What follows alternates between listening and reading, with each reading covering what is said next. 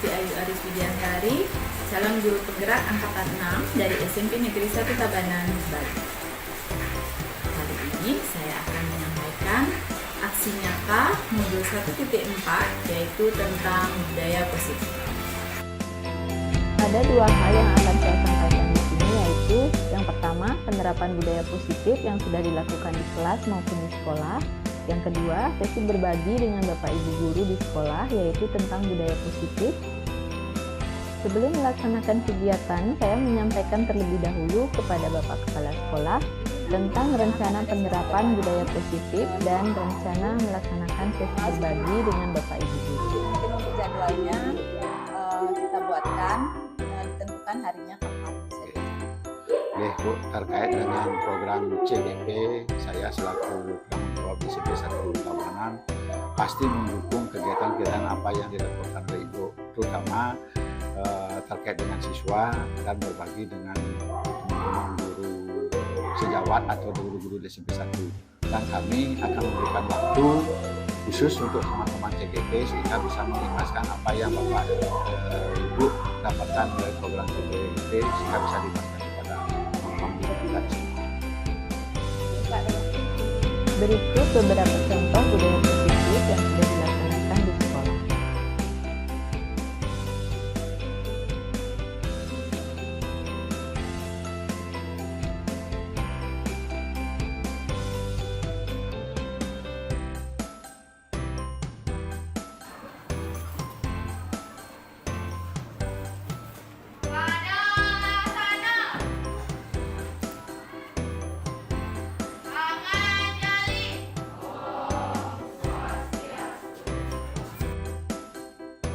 Membuat keyakinan kelas merupakan salah satu budaya positif yang sudah saya terapkan di kelas.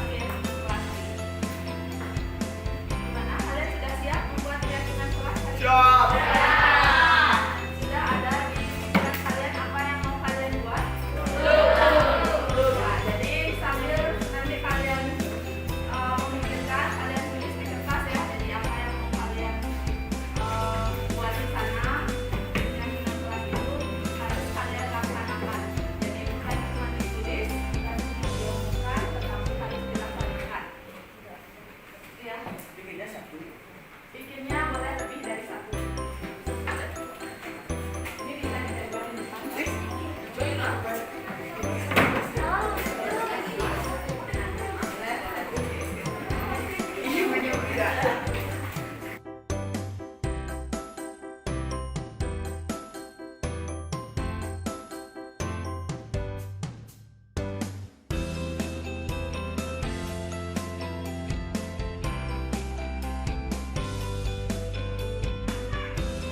Setelah membuat keyakinan kelas ini, diharapkan siswa melaksanakan apa yang sudah menjadi keyakinan mereka dan selalu mengingatkannya.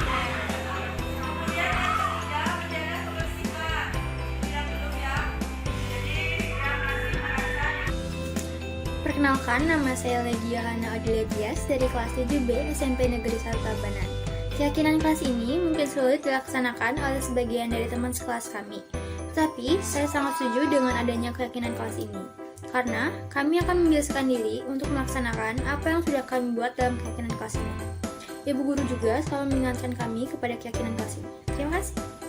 Perkenalkan, nama saya Loputu Nanda Rusmitasari dari kelas 7B SMP Negeri 1 Tabanan. Saya sangat setuju dengan adanya keyakinan kelas ini sehingga kami semua dapat membiasakan diri untuk melaksanakan apa yang sudah kami buat dalam keyakinan kelas tersebut.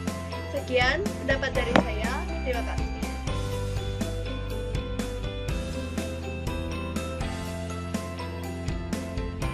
Berikut materi yang akan disampaikan pada sesi berbagi atau pembahasan.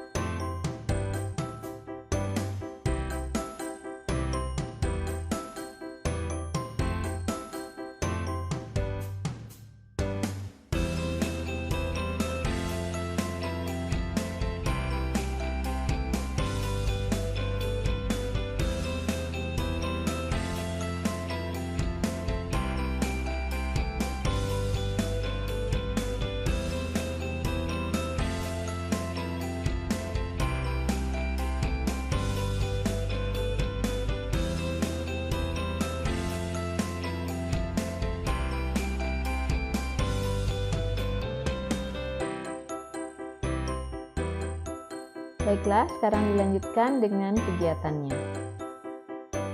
Yang berasal dari seperti apa yang disampaikan tadi oleh pembawa acara, bahwa teman-teman CGP kita ini buka melakukan penerimaan, karena sering saya katakan yang namanya perubahan itu jalur berjalan, sehingga Bapak Ibu itu maksudnya bahwa untuk mencapai kemerdekaan atau dalam konteks pendidikan kita saat ini, untuk menciptakan murid yang merdeka, syarat utamanya harus ada disiplin yang kuat. Kemudian disiplin yang dimaksud adalah disiplin diri yang memiliki motivasi internal. Jika kita tidak memiliki motivasi internal, maka kita memerlukan pihak lain untuk mendisiplinkan kita, atau memotivasi eksternal dari luar. Ini motivasinya karena berasal dari luar, bukan dari dalam diri kita sendiri. Seperti contoh yang sering terjadi kita alami,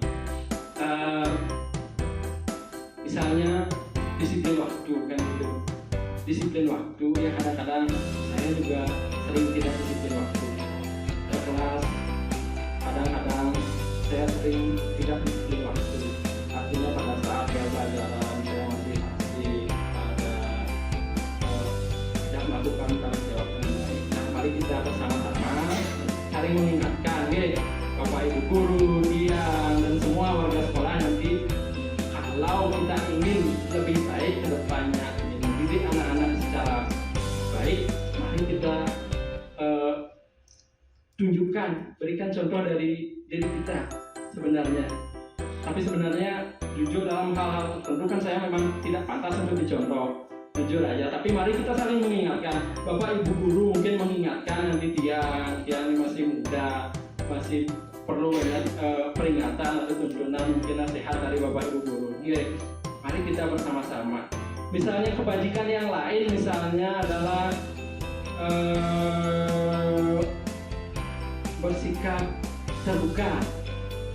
terbuka, sabar, dan lain sebagainya. Dalam pelaksanaan pembelajaran, saya sering nih melihat anak-anak itu kelakuannya sekarang sungguh, di luar apa namanya kebiasaan dari seorang anak-anak, diletuk tidak benar. Kadang-kadang dia ribut sama temannya. Pada saat itu saya emosi kadang-kadang. Dia gitu kepalanya pengen nampak, tapi ada nilai kesabaran yang muncul. Mungkin caranya menghadapi anak seperti itu. Jangan sampai nanti ulah 1-2 anak seperti itu nanti akan berimbas yang kurang baik pada temannya. Kita lanjut, itu tentang disiplin. Kemudian ini nilai-nilai kebajikan. Nilai-nilai kebajikan itu dikeluarkan oleh beberapa institusi. Nanti lebih lanjut nanti bisa kita diskusi lagi. Yang pertama ada profil pelajar Pancasila, Bapak Ibu sudah tahu. Kemudian nilai kebajikan dari Ibu untuk Primary Yes, program PYP juga murid. Juga ada di sana, ada toleransi, rasa hormat, integritas, mandiri, yang itu perlu dikembangkan nanti ke anak-anak. Selanjutnya ada yang ketiga ada 9 pilar karakter Indonesia Heritage Foundation, cinta Tuhan, segenap ciptaannya, kemandirian, dan lain sebagainya. Itu banyak nilai kebajikan. Kemudian petunjuk yang keempat, petunjuk seumur hidup dan keterampilan hidup, lifelong guidance dan life skill. Di sana ada keterampilan hidup, ada dapat dipercaya, lurus hati, dan lain sebagainya. Kemudian ada petunjuk hidup, ada peduli, kenalan, kerjasama, dan lain sebagainya. Nah, itu nanti nilai-nilai itu nanti bisa kita ambil, bisa kita terapkan dalam pembelajaran di kelas, atau bisa kita munculkan bagaimana sih munculkan, walaupun tidak semua, ada beberapa nilai yang kita munculkan ke anak-anak nanti agar anak-anak kita bisa lebih cerdas dan memiliki karakter yang baik. Ini dari saya, pemaparan dari saya tentang materi itu. Selanjutnya nanti akan dilanjutkan oleh teman saya tentang pokok bahasan yang lain. Kalau ada salah-salah kata atau ada hal yang tidak berkenan di hati Bapak Ibu, yang mohon maaf yang sebesar-besarnya. Apa yang saya lakukan sesuai dengan pemahaman saya, yang ini juga yang baik untuk kita kita semua. Oke, terima kasih. Berikutnya yang lanjut ke kemudian, silakan.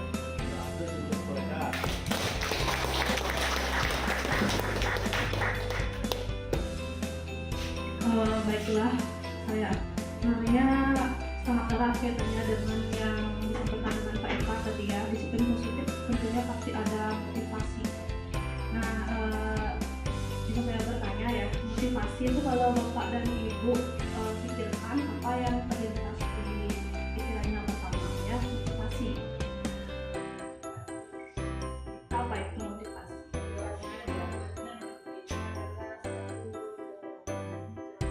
Dorongan.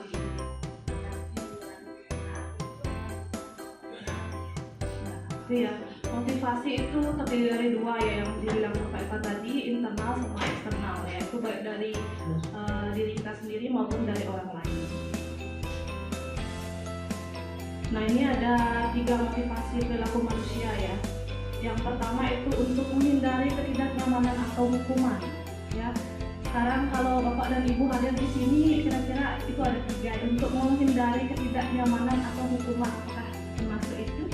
Atau mungkin yang ketiga, untuk menjadi orang yang mereka inginkan dan menghargai diri sendiri. Nah, ini yang ketiga itu adalah artinya kita sudah mempunyai disiplin positif seperti yang dibilang oleh Pak Eka tadi. Ya, coba dipilih itu Ibu Bapak semuanya, apakah yang nomor 1 banyak? Ya, atau mendapatkan imbalan apa, jajan atau nasi? Ya. Ya kita jujur aja nggak apa-apa ya. Kalau saya sendiri sih ya lebih yang pertama ya, untuk menghindari ketidaknyamanan atau hukuman. Misalnya saya masuk ke kelas, yang ada di Pak saya ada di kelas, itu yang pertama ya. Untuk menumbuhkan motivasi yang ketiga itu benar-benar harus kita memiliki keinginan yang sangat kuat dalam diri kita. Ya. Nah, untuk siswa itu udah pasti yang pertama mengenanya motivasi untuk menghindari ketidaknyamanan atau hukuman ya. Artinya kita tidak bisa full untuk memotivasi siswa tersebut ya. Itu artinya dari dalam diri siswa itu dia masih bisa kita kendalikan, namun kalau sudah di luar dia otomatis nanti kembali ke lingkungannya ya, misalnya biar atau gimana ya. Saya singkat aja ini. Nah, itu hukuman udah pasti menjadi seorang guru itu pernah menjadi seorang penghukum ya. Menghukum, siapa pernah menghukum di sini? Semuanya ya. Nah, hukuman itu dia bersifat tidak terencana, udah pasti. Misalnya siapa Yudi nggak melihat saya, Yudi jangan lihat, itu dia termasuk hukuman ya. Ya. Dan anak tidak tahu apa yang akan terjadi, entah dia ditampar atau dikasih kata-kata verbal yang menyakitkan, mungkin karena kita sudah naik hitam ya, istilah Bali naik ke polo tiba-tiba ya.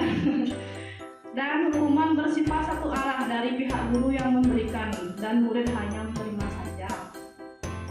Nah, suatu hukuman tanpa melalui suatu kesepakatan akan suatu pengarahan dari pihak guru, baik itu sebelum atau sesudahnya. Nah, konsekuensi di kelas Bapak Ibu sudah melakukan ini ya, konsekuensi atau ada kesepakatan kelas, siapa yang sudah buat di sini? Atau semuanya belum buat? Sudah. Coba Bu Bija satu saja contoh dari kesepakatan kelas yang telah dibuat dengan anak-anak itu apa?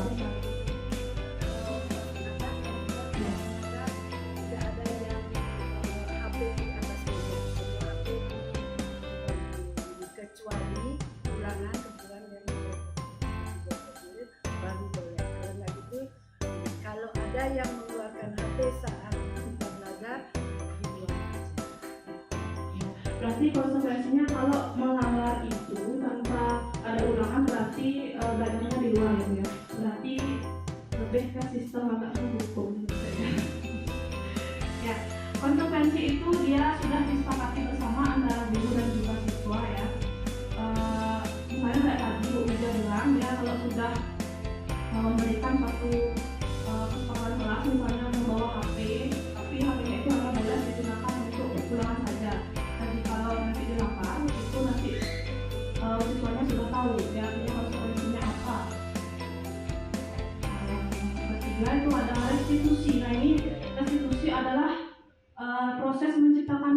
bagi siswa untuk memperbaiki kesalahan mereka sehingga mereka bisa kembali pada kelompok mereka. Nah, ini maksudnya adalah misalnya ada siswa yang bermasalah di kelas mungkin, atau pas kita menjelaskan satu pelajaran itu tidur atau lain-lain, itu bisa dibicarakan ya, tidak langsung menghukum. Kita memberikan solusi pada siswa tersebut apa yang sebaiknya dilakukan ya, jangan langsung menghukum. Nah ini dia, kalau kita sudah membicarakan disiplin, itu sudah pasti dia identitasnya sukses. Yang pertama tadi ada konsekuensi dan juga restitusi ya. Untuk hukuman mungkin bisa saya bilang masih banyak guru-guru yang bersifat menghukum. Itu ada cirinya. Yang pertama, sesuatu yang menyakitkan harus terjadi. Yang pertama, mereka itu perlu sidang dan besok buat ini ya, bisa jadi ya, mohon dihindari kalau bisa.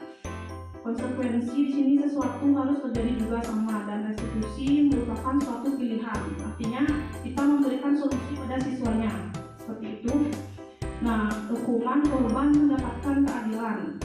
Di konsekuensi korban bisa diabaikan, dan di restitusi korban mendapatkan ganti rugi. Artinya sama-sama mendapatkan solusi ya.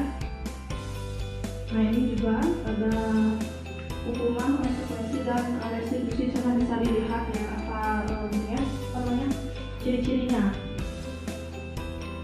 Tiba-tiba tidak diharapkan atau sangat melukai. Contohnya ngasih kata-kata kasar mungkin sedikit di sana. Apa sih belum baca no itu masih bisa itu. Soalnya itu sudah menyakiti, termasuk hukuman bukan konsekuensi. Kalau konsekuensi tadi contohnya seperti Bu Ija itu ya. Artinya kita sebagai guru udah tahu sama-sama ya kesepakatan kelas itu dia. Guru sama siswa sudah tahu. Sedangkan restitusi sendiri kita ada seperti konseling itu. Harus tahu masalah murid itu apa dulu. Kita memberi pemecahan, nanti baru siswa tersebut bisa kembali ke kelompoknya masing-masing. Itu sudah sebenarnya sistem BK kalau saya bilang dengan konseling restitusi. Kalau bisa guru, saya pun bisa belajar ya, guru-guru itu menerapkan restitusi nanti biar tidak terus sebagai penghukum, karena penghukum itu nanti dia identitasnya gagal ya.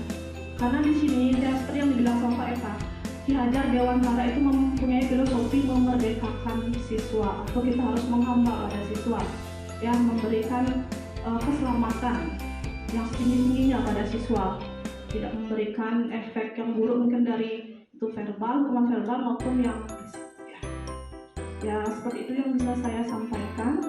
Bisa dilanjutkan oleh Haji Adiarto. Kita sudah membuatkan kesepakatan kelas kan begitu. Kenapa di sini ada istilah baru lagi, keyakinan kelas. Di sini mungkin contohnya hampir sama. Jangan tanya siapa yang memakai helm itu. Ya tadi saya ambil fotonya jebret gitu. Artinya begini, mengapa ada peraturan ketika orang mengendarai sepeda motor itu harus mengenakan helm? Mengapa ada peraturan seperti itu? Untuk apa sih? Ya, Pak Adre bilang untuk keselamatan. Kemudian saya mau divaksin COVID-19, untuk apa sih? Untuk kesehatan katanya ya, untuk keselamatan juga. Nah, nilai-nilai inilah, nilai-nilai keselamatan, kesehatan, inilah sebenarnya yang disebut sebagai keyakinan. Ya, keyakinan. Nanti ini akan berlanjut kepada yang materi berikutnya yang disampaikan oleh Bu Aris tentang restitusi dan sebagainya. Ya, keyakinan. Nah, keyakinan ini nanti ada keyakinan sekolah atau keyakinan kelas. Keyakinan itu apa? Keyakinan itu adalah nilai-nilai kebajikan universal yang disepakati secara tersirat maupun tersurat. Ini tidak memandang agama, suku, atau negara atau apapun. Ya, jadi jangan dianggap keyakinan agama ini dan sebagainya ada. Ya, jadi ini adalah nilai kebajikan yang universal. Seperti tadi, keselamatan, kesehatan, tanggung jawab, dan sebagainya. Selamat pagi Bapak Ibu. Selamat siang ya. Maunya biar pagi terus ya Bapak Ibunya ya. Biar semangat ya.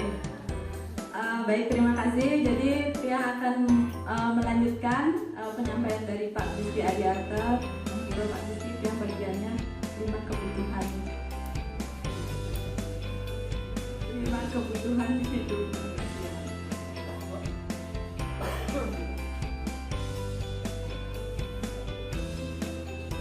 Jadi Tia lanjutkan. Jadi yang Tia sampaikan di sini yaitu 5 kebutuhan dasar manusia. Jadi kenapa kita mempelajari ini atau kenapa Tia harus menyampaikan ini? Karena di sekolah kita itu kan banyak siswa yang tingkah lakunya negatif ya, makanya ada yang sering ke BK atau ada yang sering bermasalah dengan gurunya. Jadi di sini mungkin sebelum kita memberikan tindak lanjut kepada siswa, kita harus mengetahui dulu kira-kira kebutuhan dasar yang mana yang belum terpenuhi dari siswa tersebut. Mungkin seperti itu. Jadi di sini ada 5 kebutuhan dasar manusia yang terkenalkan satu persatu. Di sini yang pertama, kebutuhan untuk bertahan hidup. Kebutuhan untuk bertahan hidup ini misalkan di sana kesehatan, jadi kebutuhan akan kesehatan, rumah, makanan itu merupakan contoh atau bagian dari kebutuhan untuk bertahan hidup. Kalau misalkan yang contohkan di sekolah, misalkan ada siswa mungkin ada yang suka merebut makanan teman mungkin di sekolah, jadi itu kelakuan yang negatif nih salah satunya. Jadi mungkin kita bisa lihat di sana mungkin ada salah satu dari 5 kebutuhan itu yang belum terpenuhi dari siswa tersebut. Mungkin karena siswanya lapar nih, jadi itu salah satu contohnya. Kemudian untuk yang kedua itu kebutuhan kasih sayang dan rasa diterima. Jadi ini yang sering dengar biasanya guru BK kalau misalkan menangani siswanya, yang dengar ada kata-kata, oh ini siswanya tidak mendapat perhatian dari orang tuanya. Jadi seperti itu contohnya. Jadi kasih sayang itu bisa mereka dapatkan dari keluarga, dari sekolah.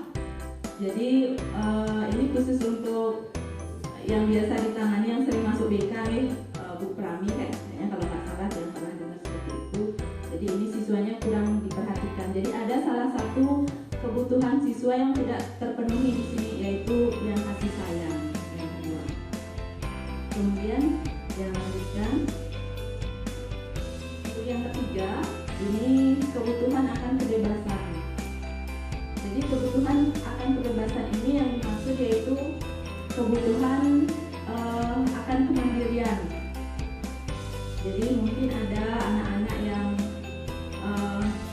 senang mandiri atau senang mencoba-coba sendiri, kemudian mencoba hal-hal baru.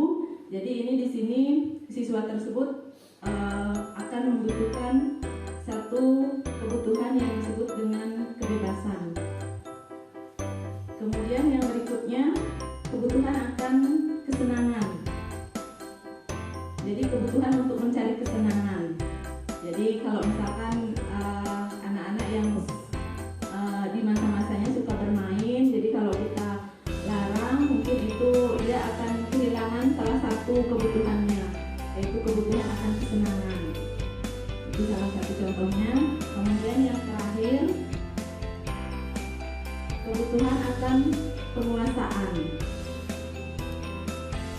Kebutuhan akan penguasaan ini mungkin ada siswa-siswa itu yang artinya memiliki jiwa yang pemimpin seperti itu. Kalau suatu hari misalkan dia tidak diberikan, artinya dia misalkan dia ingin jadi ketua kelas seperti itu. Kalau misalkan tidak terpenuhi keinginannya mungkin dia kecewa ya. Jadi itu salah satu kebutuhan siswa tersebut yang tidak terpenuhi. Jadi untuk di sekolah, mungkin diterapkan di sekolah, apabila ada siswa yang bertingkah laku negatif, itu mungkin kita bisa lihat dulu sebenarnya dia kebutuhan yang mana yang belum terpenuhi dari siswa tersebut.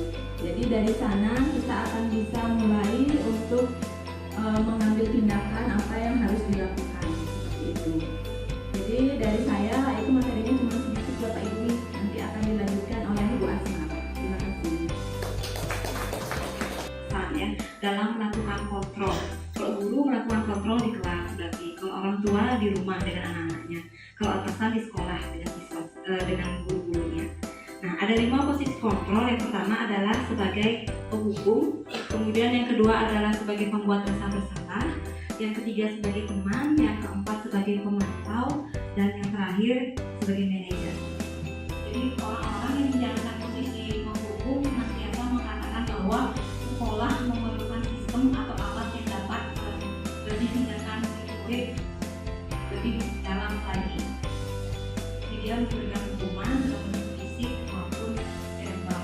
Jadi kata-kata yang biasanya diucapkan oleh seorang yang memegang posisi kontrol sebagai penghukum itu adalah, ini contohnya yang di dalam bubble yang berwarna putih ini adalah nadanya. Jadi seseorang dengan posisi kontrol penghukum itu nada suaranya tinggi, bahasa tubuhnya itu makanya melotot, terus nunjuk-nunjuk kayak gitu. Misalnya, patuhi aturan saya, atau awas gitu, kayak emosi yang berlebihan itu akibatnya. Kemudian guru tidak berlebihan seperti marah atau membuat hal salah. Murid tetap dibuat tidak nyaman, yaitu dengan harus tinggal di kelas, misalnya konsekuensinya tinggal di kelas pada saat jam istirahat misalnya, atau mengerjakan tugas misalnya konsekuensinya. Nah, guru tetap harus memantau, misalnya tadi konsekuensinya adalah tinggal di kelas saat jam istirahat, gurunya harus memantau. Itu yang harus kerjaan tambahan gitu ya, memantau murid pada saat. Sekali lagi aplaus untuk teman-teman kita. Ini sangat luar biasa, yang merasa termasuk dia sendiri selama ini ideal saja, baik itu ke kelas, baik itu penanganan siswa. Ternyata banyak hal yang perlu kita pelajari dari apa yang disampaikan tadi teman-teman CGP 5 orang.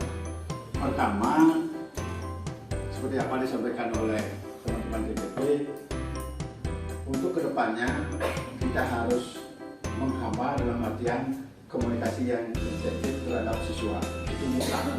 Jadi kesimpulannya adalah komunikasi terjalin dengan baik, baik itu guru dan siswa.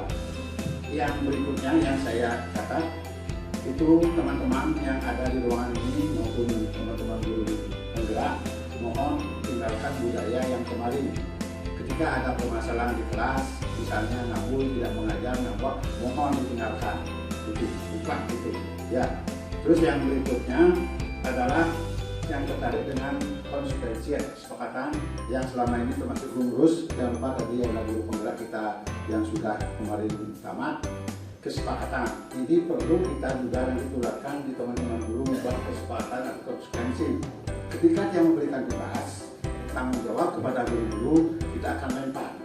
Bisa tidak melaksanakan hal ini? Contoh misalnya piket, sudah ada keterangan nama-nama di sana, bisa tidak menjalankan piket? Kalau memang tidak, saya tidak akan ajak.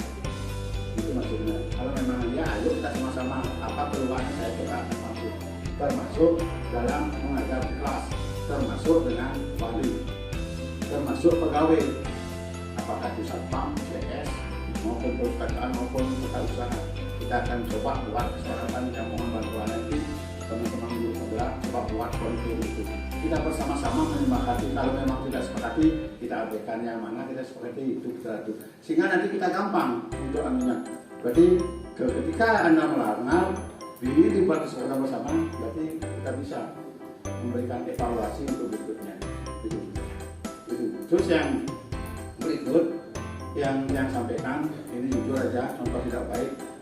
Kemarin ketika saya menjadi guru pertama kali, maunya idealis sekali, memang itu terpusat pada guru hanya memberikan saja, saya kena batunya. Kebetulan saya tugas di Surabaya kemarin, ketika Selamatan namanya, pas di taman saya guru matematika, kita mengajar kebetulan kelas 9, di sana yang agak keras, sampai ngomong tidak bisa matematika, kamu ke makan bongkot saja. Inilah kejadian tak bisa. Ternyata apa yang jadi 6 bulan berikutnya yang hitam bongkot itu tadi. Betul, ingat yang ada di tak bongkot di SMP. Tidak, betul, ini luar biasa itu. Sampai Prajapakan di sini 2 minggu itu Siman bajakan bongkot dan sedang berdiri. Gitu. Jadi karena paling cicik yang mohon hal-hal yang jelek itu tidak sekarang diterapkan karena bukan zamannya. Betul apa yang disampaikan oleh teman-teman tadi.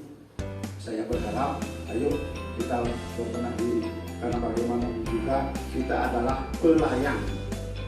Itu guru, bapak ibu. Jangan dengan kutip pelayan berarti direndahkan, jangan. Itu tetap ada norma-norma. Kita pasti dihormati. Gitu. Dan terakhir nanti untuk teman-teman kalau bisa kita berfoto bersama nanti di sini sehingga ada dokumen untuk berikutnya. Jadi Bapak Ibu guru luar biasa, terima kasih teman-teman sudah mau berbagi dan ikut memberikan support kepada teman-teman kita. Mudah-mudahan baik itu karir kedepannya kita sukses. Ya, sedangkan untuk guru karena aturan tidak bisa untuk berkarir lebih awal, tetapi saya yakin untuk tahun berikutnya nanti pasti bisa karena posisi P3K sama dengan guru sendiri di dalam mencari posisi nantinya. Tetapi ada aturannya, misalnya masa kerja sekian tahun bisa. Oke, itu yang bisa saya sampaikan.